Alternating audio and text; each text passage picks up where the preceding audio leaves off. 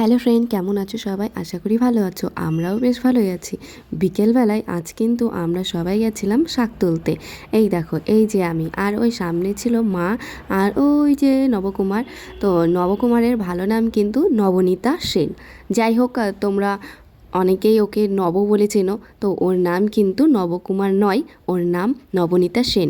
যাই হোক, এইদিকে কিন্তু মা কাঁচি নিয়ে এসে এই শাকগুলো তোলার জন্য। আর এই শাকগুলো না, এই দেখো, মানে পুরো মাটির সঙ্গে মিশে থাকে, ওই জন্য তুলতে একটু অসুবিধা হয়। তাই কাঁচি নিয়ে তুললে পারে কিন্তু তাড়াতাড়ি হয়ে যায়। আর আমি তো কাঁচি নিয়ে যাইনি, আমি প্রথম এই শাকগুলো তুলছিলাম, তাই আমার অত ভালো জানা ছিল না যে কাঁচি লাগবে। তাই আমি বাড়ি থেকে কাঁচি নিয়ে যাইনি, মা নিয়ে গেছিলো। তো আমি যতটা পেরেছি হাত দিয়ে তোলার চেষ্টা করেছি, আর বাকিটা মাই তুলেছে। আর এই দিকে দেখো, সন্ধ্যের সময় কিন্তু নবকুমার আমার জন্য চা বানিয়ে নিয়ে এসেছিল ওদের বাড়ি থেকে।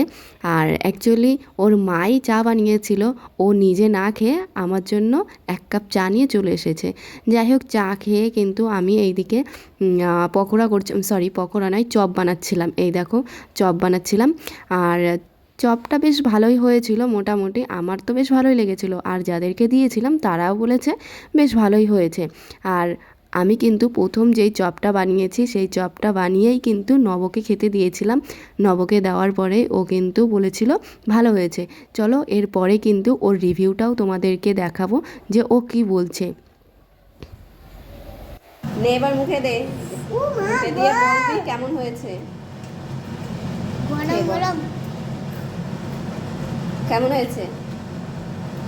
টেস্টি তো হয়েছে, হ্যাঁ, তবে অল্প